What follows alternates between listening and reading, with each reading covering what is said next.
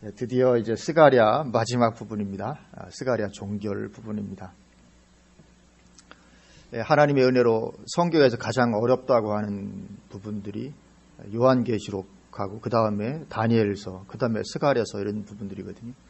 근데 주님의 은혜로 계시록도 다니엘서도 스가랴서도 이렇게 잘 다뤘기 때문에 그것도 어떤 교훈만 찾아본 것이 아니고 영적인 의미들을 그 예언이 말하고 있는 것들을 우리가 살펴보면서 이렇게 다뤘기 때문에 뭐 성경 다른 부분에 뭐 특별히 이제 더 어려운 것은 없으니까요. 성경을 이렇게 마음대로 우리가 마음껏 보는데 큰 유익이 되게 될 줄로 믿습니다. 우리 성도 수가 좀 많으면 제가 이걸 좀 책으로 좀 이렇게 만들어서 이렇게 두고 옆에 두고 이렇게 참고할 수 있으면 좋잖아요. 가끔 필요할 때마다. 근데 또 지금 그런 걸 하려 뭐 여건이 안 되기 때문에 뭐 들을 때는 아는 것 같아도 또 막상 지내가 버리면 이제 자료가 없으니까 자료가 있어 책을 하나 이렇게 하면 좋은데 그렇다고 해서 이걸 뭐 출판사에 의뢰 출판한다는 것도 출판 배포 이런 것도 사실 거의 가능하지 않은 상황이고 또 우리가 그 계시록하고 다니엘서 스가랴서뿐만 아니고 이사야서하고 예레미야도 이미 다뤘거든요. 우리 그 인터넷 교회 카페에 들어가면 이사야서도 있고 예레미야서도 있습니다. 그래서 결국 이제 다시 이렇게 뭐 책이 없으니까 듣고 이렇게 하셔서 필요할 때마다 도움을 받으시면 좋겠습니다. 그래서 오늘 이 스가랴서 이제 종결 부분인데요. 예언서의 마지막 부분을 예수님의 재림하신 후의 세계를 말하면서 끝내는 것은 자연스럽죠. 왜냐하면 예언의 마지막은 그것이기 때문에 예언의 마지막은 재림과 재림 후에 펼쳐질 세계 이것이 마지막이죠. 그래서 예언서의 끝부분을 그렇게 재림 후의 세계를 말하면서 마치는 것은 자연스럽고 그래서 요한계시록도 그렇게 마쳤었고 그리고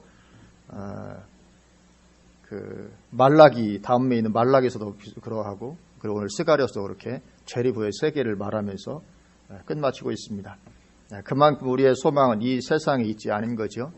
예수님 재림하신 후에 펼쳐질 그 새로운 세상에 우리의 소망이 있는 줄로 믿고 그리고 예수님도 그때를 고대하고 계시죠. 예수님 정말 그때가 속히 오기를 속히 재림하시고 새로운 세상 회복된 세상을 펼치시기를 예수님도 고대하고 계십니다. 지금 이 세상은 하나님께서 애초에 의도하셨던 피조 세계의 모습이 아닙니다. 어떤 사람들은 이 세상의 어떤 불의함을 보면서 하나님이 살아계시면 세상이 어찌 이럴 수가 있겠느냐 그렇게 반문하기도 하지만 그러나 그것은 하나님의 탓이 아니고 인생들이 죄인인 탓이죠. 그래서 이 왜곡된 세상 주님도 속히 재림하셔서 이것을 이제 끝내시고 이제 하나님께서 본래 의도하셨던 대로 새로운 새하늘과 새 땅으로 회복하기를 주님도 고대하고 계십니다. 다만 베드로후서 3장 9절 말씀처럼 한 영혼이라도 더 구원받게 되도록 늦추시고 계시는 거죠. 그러나 주님도 속히 재림하셔서 회복된 세상 펼쳐지기를 고대하고 계시는 것입니다. 그래서 우리도 다가올 세상을 고대하고 사는 것이 우리 신앙의 중요한 한 부분인 줄로 믿습니다. 우리의 소망입니다. 그래서 오늘 본문은 지난주에 보았던 본문과 마찬가지로 예루살렘을 치러 왔던 이방 나라들에 대한 말씀입니다. 지난주에 봤던 12절에도 보면 12절에 예루살렘을 친 모든 백성에게 여호와께서 내리실 재앙은 이러하니 그렇게 말씀했었죠. 예루살렘을 친 모든 이방 백성들 그들에게 여호와께서 내리실 재앙. 그래서 여기 예루살렘을 1차적으로는 실제적인 예루살렘을 의미하기도 하지만 궁극적으로는 마지막 때에 참된 교회를 의미하는 것을 우리가 지난주에 살펴보았습니다. 그리고 그것은 오늘 본문을 보아도 분명하게 보입니다. 오늘 본문을 보아도 여기 예루살렘이 마지막 때의 교회임을 실제적인 이스라엘을 가리키는 것이 아님을 분명하게 보게 됩니다. 왜냐하면 오늘 본문 내용을 실제 이스라엘 민족에게 이루어질 내용으로 이루어질 사건으로 보기가 어렵기 때문에 그렇습니다. 오늘 본문의 내용을 보면 도래하게 될 메시아 왕국의 모습입니다. 성경에서 메시아 왕국이 오게 될 거라고 말하고 있는 구약성경에서 그 메시아 왕국, 도래하게 될 메시아 왕국의 모습인데 이 구약성경에서 예언하고 있는 메시아 왕국은 현 세상에서 이루어질 수 있는 것이 아님을 우리가 여러 번 살펴보았습니다. 사자들이 소처럼 풀을 먹고 어린아이가 독사구려에 손 넣고 장난하고 하는 이런 것은 현 세상에서는 이루어질 수 없는 이거 파격적인 것이죠. 그리고 또 오늘 본문 20절을 보면 그 날에는 말 방울에까지 여호와께 성결이라 기록될 것이라 그렇게 말씀하고 있는데 말 방울에까지 여호와께 성결 이럴 정도로 충만하게 회복된 신앙은 현 세상에서는 가능하지 않습니다. 현 세상은 이런 충만한 회복된 신앙이 가능하죠. 이것은 이사야 11장 9절에서 말씀한 것처럼 이는 물이 바다를 덮음과 같이 여호와를 아는 지식이 세상에 충만할 것임이니라. 이것과 같은 말씀이거든요. 같은 내용의 말씀인데 이것은 현 세상에서 이루어질 일이 아닌 것이죠. 메시아 왕국의 모습인데요. 가능하지 않습니다. 메시아 왕국의 모습은 에덴 동산의 모습 그대로죠. 사자가 소처럼 풀을 먹고 하는 건 에덴 동산의 모습 그대로입니다. 그래서 메시아 왕국의 모습은 에덴 동산의 모습이고 그것은 재림 후에 이제 천년왕국에서 이루어질 회복된 에덴 동산으로서 이루어질 천년왕국의 모습입니다. 또 오늘 본문은 초막절을 지키게 될 것을 말씀하는데 이 초막절 절기는 신약 교회 시대가 되면서 지키지 않고 있는 그런 절기입니다.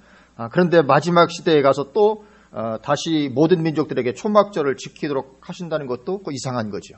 실제적인 것이 예루살렘을 말한다면 이거 참 이상한 것이면 다시 이런 초막절기를 또 회복시키는데 좀 이상하죠. 현 세상에서. 그처럼 오늘 본문의 예루살렘은 실제적으로 혈통적 이스라엘보다는 마지막 때의 교회에 대한 말씀입니다. 그러니까 이 마지막 예루살렘을 치러 왔던 모든 민족, 그리고 예루살렘이 마지막 때에 이렇게 환란을 당하게 되는데 결국 그것은 마지막 때의 교회가 그렇게 환란을 당할 것을 말씀하고 있는 것이 분명한 거죠. 이런 환란이 마지막 때의 교회를 향해서 다가오고 있습니다. 우리는 그 싸움에 승리해야 될 줄로 믿습니다. 마지막 때에 우리의 대적, 음료, 적그리스도의 세력, 그리고 세상 사랑, 이 대적들로부터 우리가 싸움을 이기고 승리해야 됩니다. 짐승표를 받지 않으면 매매를 하지 못하게 된다는 것은 세상 사랑과의 싸움에 이길 것이냐, 그걸 판가름 내게 되는 것이죠. 결국은 세상 사랑 할 거냐 말 거냐, 이것이 이제 짐승표에 의해서 매매를 하지 못하게 되는 이것에 의해서 이제 결국은 결정이 될 수밖에 없습니다. 그래서 우리가 승리를 해야 되는데 계시록 12장 11절은 마지막 때의 그 승리자들에 대해서 그들은 죽기까지 자기들의 생명을 아끼지 아니하였도다 그렇게 말합니다. 우리가 승리하게 된 중요한 한 요소죠. 그래서 예수님도 너희가 살고자 하면 죽을 것이요 죽고자 하면 살리라. 그래서 죽고자 하는 자리에 들어가야 살게 되는 역사가 있는 줄로 믿습니다. 그래서 계시록 12장 11절 그들은 죽기까지 자기들의 생명을 아끼지 아니했다. 그것으로 승리를 얻게 되는 것이죠. 그래서 우리는 그 싸움에 승리해서 14절 오늘 본문에 있는 스가랴 14장 14절에 예언되어 있는 그 풍성한 상급을 누리는 자리에 들어가야 될 줄로 믿습니다. 왜냐하면 성경은 이기는 자에게만 주실 것이라고 말씀을 하고 있기 때문에 그렇습니다. 그래서 반드시 그러한 일이 일어나게 될 것입니다. 환란이 있고 그리고 재림이 있고 그리고는 새하늘과 새 땅의 도래가 있는 것입니다. 우리가 이것을 정말 안 되면 엄청난 흥분되는 미래가 우리를 기다리고 있는 것이죠. 그래서 오늘 본문을 보면 본문 16절, 우리 16절 말씀은 같이 한번 한 목소리로 봉독하시겠습니다. 예루살렘을 치러 왔던 이방 나라들 중에 남은 자가 해마다 올라와서 그 왕 만군의 여호와께 경배하며 초막절을 지킬 것이라. 아멘. 여기 보면 예루살렘을 치러 왔던 이방 나라들 중에 남은 자, 이렇게 말씀하고 있습니다. 이 남은 자가 누구일까? 그러니까 이방 예루살렘을 치러 왔던, 그러니까 마지막 때의 교회를 치러 왔던 그런 이방 나라들. 그러니까 이것은 마지막 때의 교회를 박해하던 불신자들을 가리키죠. 마지막 때의 교회를 박해하던 불신자들인데, 그런데 이들이 재림 후에 천년왕국 때까지도 존재하는 것으로 지금 묘사가 되고 있습니다. 이방 예루살렘을 치러 왔던 나라들 중에 남은 자가 초막절을 지켜야 될 거라. 이 초막절은 현 세상에서 이루어지는 것이 아니거든요. 메시아 왕국 재림 후에 새하늘과 새 땅에서 이루어질 것인데 그때 이 남은 자들이 있을 거라. 그러니까 예수 안 믿고 교회를 박해하던 불신자들인데 그들 중에 재림 후에까지, 그래서 천년왕국 때까지 살아남아서 존재하는 자들이 있을 것임을 말씀을 하고 있습니다. 그래서 여기 남은 자라고 돼서 우리는 남은 자면 금방 렘넌트를 떠올리잖아요. 남은 자, 렘넌트. 물론 남은 자 하면 렘넌트를 떠올리는 것도 그만큼 사실 수준이 있다는 것입니다. 대부분의 다른 어떤 성도들 보면 렘넌트 잘 모르는 사람들이 거의 대부분일 것입니다. 근데 여기 남은 자는 그 신앙의 남은 자를 가리키는 렘넌트가 아닙니다. 신앙의 절기를 지키며 남아있던 그 소수의 남은 자를 말하는 것이 아니고 NIV 성경 번역처럼 생존자입니다. 그래서 NIV 성경도 뭐라고 번역하고 있냐면 survivors, 생존자. 그렇게 렘넌트라고 번역을 하지 않고 survivors, 생존자라고 번역을 하고 있습니다. 그러니까 이들은 이처럼 그 마지막 때 그리스도인들이 휴거된 후에 지구를 불로 사르는 엄청난 재앙이 임하게 되지만 그 와중에서 이렇게 생존하는 불신자들이 있을 것임을 말씀합니다. 그러니까 재림으로 해서 마지막 심판을 해가지고 해서 모든 불신자를 싹 다 죽어버리고 그리고 이제 그 믿는 사람만 있게 되는 그런 것은 아니다. 그렇게 말씀하죠. 그래서 천년왕국 때에도 이들이 살아남게 되는데 그들이 바로 요한계시록 20장의 땅의 사방 백성입니다. 우리가 뭐 잘 알지만 한번 잠깐 찾아보고 가겠습니다. 요한계시록 20장 우리 한번 잠깐 갔다 가시겠습니다. 계시록 20장 7절부터 이렇게 말씀하고 있습니다. 천년이 참에 사탄이 그 옥에서 놓여. 그러니까 천년왕국이 이미 다 이제 지나간 상황입니다. 재림했고 천년왕국이 있고 천년이 지나간 그 상황인데 사탄의 옥에서 놓여 나와서 땅의 사방 백성 곧 곡과 마곡을 미혹하고 모아 싸움을 붙이리니 그 수가 바다의 모래 같으리라. 그들이 지면에 널리 퍼져 성도들의 진과 사랑하시는 성을 두루매 하늘에서 불이 내려와 그들을 태워버리고 또 그들을 미혹하는 마귀가 불과 유황못에 던져지니 거기는 그 짐승과 거짓 선지자도 있어 세세토록 밤낮 괴로움을 받으리라. 아멘. 그래서 여기 보면 9절에 그들이 지면에 널리 퍼져 성도들의 진과 사랑하시는 성을 두루매. 그리고 여기 보면 성도들의 진과 사랑하신 성, 구원받은 하나님의 백성들입니다. 성도들의 진과 사랑하신 성이 있고 그들을 두르고 있는 이 땅의 사방 백성, 곧 곡과 마곡. 그래 이들이 재림 후에까지 살아남은 불신자들이라고 해석을 하지 않으면 이 구절을 해석할 길이 없습니다. 도대체 예수님 재림 후에 천연왕국에서 그렇게 성도들의 진과 사랑하신 성을 두르는 이 대적하는 곡과 마곡, 땅의 사방 백성, 도대체 이들이 누구냐? 해석할 길이 없습니다.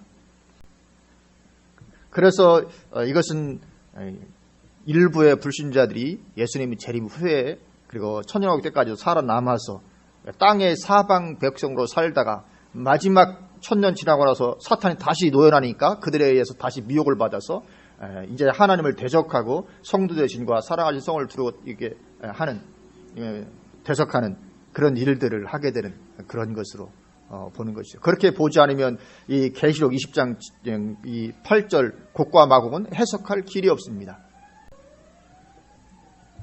다시 우리 본문으로 돌아가시겠습니다. 스가랴 14장 16절로 다시 돌아와서 다시 보면 예루살렘을 치러 왔던 이방 나라들 중에 남은 자가 해마다 올라와서 그 왕 만군의 여호와께 경배하며 초막절을 지킬 것이라. 그래서 이제 그들 천년왕국 때까지 살아남은 불신자들이 와서 이 초막절을 지킬 것이다. 그렇게 말씀을 하고 있습니다. 만약에 초막절을 지키지 않으면 어떻게 됩니까? 심판을 내리시죠. 17절부터 보면 땅에 있는 족속들 중에 그 왕 만군의 여호와께 경배하러 예루살렘에 올라오지 아니하는 자들에게는 비를 내리지 아니하실 것인즉 만일 애굽 족속이 올라오지 아니할 때에는 비 내리미지 아니하리니 여호와께서 초막절을 지키러 올라오지 아니하는 이방 나라들의 사람을 치시는 재앙을 그에게 내리실 것이라. 애굽 사람이나 이방 나라 사람이나 초막절을 지키러 올라오지 아니하는 자가 받을 벌이 그러하니라. 아멘. 이 초막절을 말씀합니다. 이스라엘에는 여러 절기들이 있습니다. 이스라엘에는 여러 절기들이 있는데 재림 후에는 오직 초막절만이 지켜지게 될 것을 말씀하고 있습니다. 재림하고 천년왕국에 와서는 다른 절기는 다 없어지는데 초막절만은 그때도 지켜질 것임을 이렇게 말씀을 하고 있습니다. 왜 그럴까? 왜 초막절은 재림 후에까지도 지켜지는 것으로 말씀을 하고 있을까? 이것을 이해하기 위해서는 이스라엘의 절기를 좀 살펴볼 필요가 있습니다. 이스라엘 여러 절기들 중에서 이스라엘 종교력으로 가장 먼저 있는 절기는 6월절입니다. 1월 14일. 이스라엘 종교력으로 1월 14일이 6월절입니다. 우리나라 태양력 달력으로는 봄에 해당되죠. 우리가 부활절 생각하면 쉽습니다. 6월절 예수님 양념 잡날 잡히시고 그리고 바로 부활절이 있게 되죠. 이 봄입니다. 그래서 이 이스라엘 달력책을 우리가 이해하면 헷갈립니다. 이스라엘은 종교력이 다르고 민간력이 다르고 또 우리 쓰는 태양력이 다르고 세 가지 달력이 다르기 때문에 쉽게 이해하기 어려운데, 그래서 종교력으로 1월 14일이 유월절입니다. 가장 먼저 오는 절기입니다. 그리고 그 유월절에 양 잡는 날에 예수님이 십자가에 달리셨습니다. 그리고 그래서 유월절 절기는 예수님께서 십자가에서 피를 흘리실 것을 예표하는 절기죠. 이스라엘 백성들이 출애굽 애굽에 있을 때 양 잡아서 피 바르는 날 나오게 되죠. 패스오버 유월했다. 그래서 유월절은 예수님께서 피 흘리실 것을 예표하는 절기가 유월절입니다. 그리고 유월절이 지난 첫 번째 안식일, 그래서 유월절 지나고 나서부터 이제 무교절이 시작이 되는데, 그 무교절 기간, 유월절 지난 첫 번째 안식일 다음 날이 초실절입니다. 그러니까 주일날이 되게 되죠. 왜냐하면 안식 후 다음 날이니까요. 안식일은 지금 토요일이 안식일이니까요. 그러니까 유월절 지난 안식일, 첫 번째 안식일 다음 날이 초실절이 됩니다. 예수님께서 그날에 부활하셨죠. 초실절에 부활하셨습니다. 그러니까 이 초실절은 첫 열매로서 예수님께서 부활하실 것을 예표하는 절기입니다. 그래서 이름도 초실절이고, 예수님께서 첫 열매로, 부활의 첫 열매로 부활하시게 됩니다. 그리고 초실절에서 이제부터 계산해서 50일째 되는 날이 칠실절이라고도 불리는 오순절입니다. 우리가 다 아는 대로 오순절은 성령께서 강림하실 것을 예표하는 절기입니다. 얼마나 놀라운지 모릅니다. 이렇게 절기들마저 구약 이스라엘 백성은 꿈에도 몰랐을 것인데, 이런 절기들 하나하나마다 정확하게 성취되는 것을 보면 성경이 얼마나 놀라운 것인지, 이 성경 말씀의 정확성에 놀라지 않을 수 없습니다. 그래서 이 성경을 하나님의 말씀으로 받아들이지 않는 오늘날 이 자유주의 현대 신학자들을 우리가 이해할 수 없는 거죠. 김용옥부터 시작해서 하여튼 김도 좀 신학교 교수니까 이해할 수 없는 것입니다. 물론 이스라엘 백성들도 알지 못하는 거 있고, 지금까지도 이렇게 이러한 절기들에 담긴 그런 영적인 예표성을 알지 못하고 지금도 그들 그냥 절기 지키고 있는 거죠. 그러나 이런 이스라엘 절기에는 놀라운 하나님의 구속사가 그대로 거기에 담겨 있습니다. 그래서 예수님 절기 따라 하나님께서 다 역사하시죠. 그리고 이제 오순절 절기가 지나고 나서부터 4개월간은 절기가 없습니다. 왜 없습니까? 이 4개월 기간은 이스라엘이 농사 짓는 기간입니다. 그리고 오순절 지나고서는 열심히 농사 짓습니다. 4개월 동안 농사 짓고, 그래 농사 짓는 기간인데, 그럼 이 4개월을 농사 짓는 기간의 영적인 의미가 무엇이겠습니까? 오순절 성령 부어주시고 나서부터 농사 짓는 것입니다. 무엇입니까? 모든 민족을 대상으로 구원 농사 짓는 기간이죠. 구원 농사 짓는 기간. 이게 4개월입니다. 사는 동서남북을 의미하죠. 그러니까 동서남북 모든 민족을 대상으로 구원 농사를 짓는 기간이, 그 기간을 예표하고 있습니다. 오순절 후에 이 4개월 농사짓는 기간이. 그리고 그렇게 4개월이 지난 후 도래하는 절기가 바로 이제 종교력 7월 1일의 나팔절입니다. 구원 농사 4개월 지나가서 이제 7월 1일, 종교력으로 7월 1일, 지금은 이제 가을에 해당됩니다. 나팔절입니다. 그러면 나팔절이 예표하고 있는 것은 무엇이겠습니까? 4개월의 구원 농사가 끝난 후 오게 되는 이 나팔절 절기. 나팔 불 때 무슨 일이 일어납니까? 예수님의 재림을 예표하는 절기입니다. 그래서 4개월 동안 구원 농사 짓고 나서 이제 예수님의 재림이, 그래서 성경이 나팔 불 때 예수님 오시겠다고 말씀하시는 거예요. 이 나팔절, 이 절기의 놀라움을 우리가 보게 됩니다. 그래서 정확하게 언제인지는 알 수 없지만 예수님이 나팔절 날 재림하실 가능성이 대단히 큽니다. 왜냐하면 그 절기를 글자가 그 날짜 그대로 성취하셨거든요. 유월절 그 날짜에 그대로, 그리고 부활절 초실절 그날 그대로, 오순절도 날짜 그대로 이렇게 하셨기 때문에 몇 년도일지는 모르지만 주님께서 나팔절 날 재림하실 가능성이 대단히 큽니다. 또 나팔 불 때 오시겠다고도 하셨으니까요. 그리고 나팔절 다음에 오는 절기가 무엇입니까? 7월 1일이 나팔절이고 7월 15일 그 날이 바로 오늘 본문에서 말씀하고 있는 초막절입니다. 그러니까 초막절이 예표하는 것은 무엇이겠습니까? 재림, 나팔절, 재림하고 그 후에 이제 초막절이니까 이 천연왕국이죠. 천연왕국에서 누릴 그 은혜와 그 풍성함을 예표하고 있는 절기가 바로 초막절입니다. 그래서 재림 후의 광경을 묘사하고 있는 오늘 본문에서 유일하게 언급되고 있는 절기가 그래서 초막절인 것입니다. 다른 절기는 언급되지 않고 초막절만. 왜냐하면 초막절은 천연왕국 그걸 예표하고 있는 것이기 때문에 그렇습니다. 그리고 구약 이스라엘 백성들이 초막절을 지켰던 이 초막절은 1년 농사를 다 끝내고 나서 그 은혜에 감사하며 지키는 절기가 초막절이었거든요. 이제 4개월 구원 농사, 이스라엘 백성 4개월 동안 농사 짓고 나서 나팔절, 그리고 이제 초막절 지키는 1년 농사 다 끝내고 가을에, 초막절은 가을에 오게 됩니다. 그래서 초막절은 수장절 또는 장막절, 그렇게도 불렸습니다. 수장절로 장막절로. 오늘날 추수감사절의 원형이 되는 절기가 초막절입니다. 근데 그 초막절을 지킬 때 하나님은 초막절에는 너희가 집 밖에 나가서 일주일간 초막을 짓고 거기에서 거하면서 지켜라. 그렇게 말씀하셨거든요. 그래서 이제 이게 초막절. 다른 이름으로는 수상절이라고도 부르는데 초막절로 부르는 이유는 그래서 초막절입니다. 그 이유는 출애굽한 후에 광야에서 장막을 치고 살 때 함께 해주셨던 하나님의 은혜를 기억하며 감사하라. 그런 차원으로 초막에서 일주일 동안 지내게 하십니다. 그러니까 초막절은 두 가지 의미가 있죠. 첫 번째는 추수감사입니다. 1년 농사에 감사하면서 지키는 것이고, 또 하나는 광야에서의 하나님께서 인도해 주셨던 것에 대한 감사, 이 두 가지 의미를 초막절이 담고 있습니다. 근데 이스라엘 백성들이 출애굽했던 이 출애굽 역사는 우리의 구원 역사를 그대로 담고 있죠. 그들이 애굽을 떠났던 것은 우리가 예수님 믿음으로 말미암아 구원받게 된 것을 상징하는 것이고, 그들이 홍해를 건넌 것은 우리가 구원받은 후에 침례받은 것을 상징하고, 그리고 그들이 요단강을 건너서 간에 들어간 것은 마침내 그리스도인이 천국에 들어가게 되는 것을 상징하죠. 그러면 그들이 홍해를 건너서 광야 생활했던 그 광야 생활이 상징하는 것은 무엇입니까? 그 기간 우리가 침례받은 후에 교회 생활, 신앙 생활을 하는 것을 상징합니다. 그런데 그 광야 생활을 기억하며 감사하는 절기가 초막절이고, 재림 후에 지켜야 하는 6월 절기로 유일하게 언급되고 있는 절기가 초막절이죠. 왜 그렇게 하십니까? 그 광야 생활 기억하라고. 우리가 이 땅에서 예수 믿고 신앙 생활을 했던 그때를 감사하며 기억하며 지키는 절기가 이제 초막절, 천년왕국에서 그 절기입니다. 초막절은 광야 생활을 감사하는 것입니다.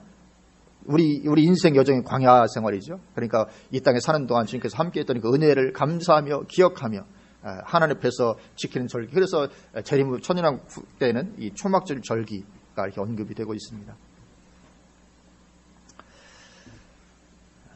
이런 거 하나하나만 생각해도 얼마나 참 놀라운지 모릅니다. 성경 말씀이 놀랍도록 정확한. 그래서 우리가 성경 말씀, 우리 생명처럼 붙잡아야 될 줄로 믿습니다. 말씀이 생명입니다. 그리고 그때에는 놀라운 거룩함으로 가득한 세상이 되게 됩니다. 오늘 본문 20절입니다. 우리 20절 말씀 같이 한번 한 목소리로 봉독하십니다. 그 날에는 말 방울에까지 여호와께 성결이라 기록될 것이라. 여호와의 전에 있는 모든 소치 제단 앞 주발과 다름이 없을 것이니. 아멘. 그때는 얼마나 거룩한 세상이 될 것인가를 말씀합니다. 얼마나 거룩한 세상이 될 것인가를 말씀하는 것을 어떻게 표현하냐면, 그날에는 말 방울에까지 여호와께 성결이라 기록될 것이라. 여호와께 성결이라 기록은 어디에 되는 것이냐면, 구약 이스라엘 백성들 대제사장이 머리에 쓰는 관, 이 관의 전면에 여호와께 성결 이 문구를 쓰게 되어 있었습니다. 근데 천년왕국 때에는 말조차도 말 방울에까지 이렇게 써 있을 거라고. 그게 다른 말로 뭐냐면, 천년왕국 때에는 말조차도 대제사장적인 그런 거룩함을 가진 그런 때가 될 거라고. 그러니까 그때가 얼마나 거룩한 세상이 되는지 모르는 거죠. 죄가 없이, 왜냐하면 사탄이 붙잡혀서 무적에 던져 있으니까 죄가 없이 완전히 거룩한, 얼마나 거룩한지. 말조차도 대제사장적인 그런 거룩함. 이 대제사장은 가장 거룩하고 성결됨을 상징하는 그런 인물입니다. 그래서 오직 지성소에 들어가도록 허락된 유일한 사람, 대제사장. 그만큼, 왜냐하면 지성소는 거룩한 하나님 계시니까 거룩하지는 못 들어갑니다. 가장 거룩함의 대표성을 가지고 있는 사람이 대제사장인데, 천년왕국 때는 말조차도 그런 정도의 거룩함을 가지게 될 거라, 그렇게 말씀을 하고 있습니다. 그러니까 거룩하지 않은 것은 조금이라도 없는 그런 세상이 되게 되는 거죠. 그리고 또 여호와의 전에 있는 모든 솥이 제단 앞 주발과 다름이 없을 것이, 이것도 같은 뜻입니다. 제단 앞 주발, 가장 거룩한 그것인데, 여호와의 전에 있는 다른 솥들과는 거룩함의 차원이 다르죠. 여호와의 전에 다른 솥들은 고기를 삶기도 하고 이렇게 사용이 되지만, 제단 앞에 있는, 그래 우리 교회로 말하면 이 제단 여기 강단에 있는 이 물품하고 저 주방의 솥하고는 거룩함의 차원이 다른 거죠. 하나님의 성전에서 근데 그날은 똑같을 거라고 말씀합니다. 왜냐하면 그 동일한 거룩함, 거룩하지 않은 것이 도무지 없는 그런 때이기 때문에 모든 영역이 거룩함으로 충만한 그런 세상이 되는 것입니다. 하나님이 원하시는 거죠. 하나님 이런 거룩함을 원하십니다. 우리가 그것을 안다면 이 거룩함을 추구하는 것을 하나님께서 얼마나 기뻐하시겠는가 우리가 이해할 수 있게 되죠. 21절도 역시 같은 말씀입니다. 21절도 우리 같이 한번 봉독하십니다. 예루살렘과 유다의 모든 솥이 만군의 여호와의 성물이 될 것인즉 제사 드리는 자가 와서 이 솥을 가져다가 그것으로 고기를 삶으리라. 그 날에는 만군의 여호와의 전에 가나안 사람이 다시 있지 아니하리라. 아멘. 예루살렘과 유다의 모든 솥이 제사 드리는 자가 와서 그 솥을 가져다가 고기를 삶아도 될 만큼 거룩하다. 그리고 그날에는 만군의 여호와의 전에 가나안 사람이 다시 있지 않을 것이다. 누구만 있습니까? 오직 예수님 피로 구원받은 사람만 있을 것이지 그렇지 않은 자는 여호와의 전에 있지 않을 것이다. 완전한 거룩함. 물론 땅의 사방의 백성들 외에는 이 완전한 거룩함이 있는 곳이 천연왕국이 되게 됩니다. 오늘 본문은 그렇게 새 시대의 초막절을 말씀을 하고 있습니다.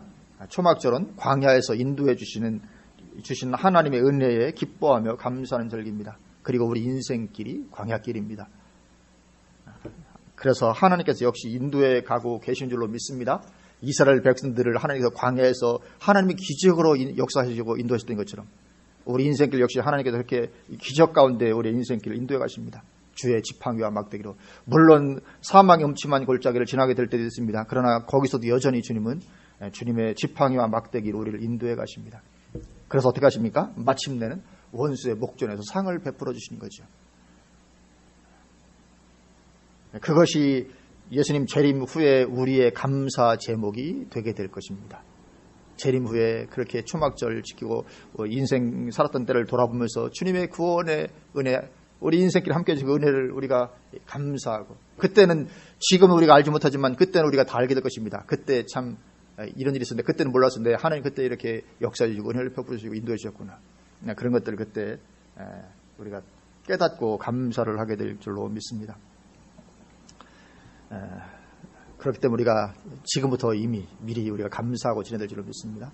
하나님 얼마나 엄청난 은혜로 우리의 삶 가운데 함께 하신지 모릅니다. 이스라엘 백성들 광야 지날 때 하나님이 만나 내리고 기적으로 40년 동안 신발이 헤어지지 않았다고 되어 있거든요. 옷이 더럽혀지지 않고 빨래를 한 번도 안 해 입어도 옷이 늘 깨끗합니다.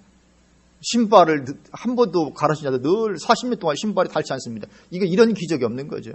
엄청난 기적으로 함께 해주셨음에도 불구하고 이스라엘 백성들은 불평과 불만과 하나님 대적하고 그러다 멸망하게 되고 불신한. 마찬가지로 우리의 삶에도 하나님 기적으로 역사하시고 계시는 줄로 믿습니다. 때로는 사망의 음침한 골짜기 다니기 때문에 하나님이 나와 함께 해주지 않으시나 보다 생각될지 모르지만 그러나 그때도 여전히 주님은 우리 곁에서 일하고 계시고 어떤 목적이 있기 때문에 사망의 음침한 골짜기 허락하시는 것입니다. 다윗도 하나님께서 허락하시는 거죠. 어떤 목적을 가지시고 우리 인생도 그럴 줄로 믿습니다. 그래서 우리가 하나님의 은혜를 깨닫고 늘 감사하며 기뻐하고 살고 그러면 하나님은 그걸 보시고 더 큰 은혜와 축복으로 역사해 주시는 거죠. 시편 37편 4절 말씀처럼 또 여호와를 기뻐하라 그가 내 마음의 소원을 내게 이루어 주시리로다. 언젠가 하나님께서 우리의 마음의 소원 놀랍게 이루시고 성취시켜 주시는 때가 도래하게 될 줄로 믿습니다. 그리고 또 오늘 본문에서 또 하나 보여주는 것은 천연왕국의 거룩함입니다. 천연왕국에서 이 거룩함을 강조해서 보여주고 있습니다. 거룩함을 하나님께서 그만큼 원하시는 것이고 기뻐하시는 것이고 그래서 우리도 그 거룩함을 추구하는 것이 마땅하다는 것을 보여주고 있습니다. 그래서 히브리서 12장 14절에서도 거룩함이 없이는 아무도 주를 보지 못하리라 그렇게 말씀하고 있습니다. 모든 사람과 더불어 화평함과 거룩함을 따르라. 이것이 없이는 거룩함을 가리키는 것인데 거룩함이 없이는 아무도 주를 보지 못하리라 그렇게 말씀을 하고 있습니다. 그래서 우리가 거룩함을 추구해야 되는데 그럼 거룩함이 뭔가 또 굉장히 추상적이고 어려워 보이는데 어려운 것이 아닙니다. 거룩함이 뭐냐면 사욕을 제거하는 것이 핵심입니다. 사욕을 제거하는 게 거룩함의 핵심입니다. 탐심이 우상숭배라고 말씀하죠. 그래서 밭에 감추인 보화를 발견한 사람처럼 사는 게 거룩함입니다. 밭에 감추인 보화를 발견해서 천국을 발견하니까 이것을 천국을 발견하는 정도, 발견하는 만큼 우리는 이 땅에서 거룩하게 살 수 있습니다. 이 땅에 하나님을 추구하며 살 수 있는 거죠. 그래서 이 밭에 감춘 보화를 발견한 사람처럼 그렇게 그걸 발견했기 때문에 사욕을 제어하며 사는 것이, 그것이 바로 거룩함입니다. 하나님께서 놀라운 은혜로 함께해 줄 줄로 믿습니다. 그래서 우리가 하루하루 일희일비하며 살 것이 아니고 하나님 은혜에 감사하고 하나님께서 함께하시고 인도하실 것을 바라보고 또 믿고 의지하고 기뻐하면서 우리가 승리하는 삶을 살게 되시기를 주님의 이름으로 축원을 드립니다. 아멘.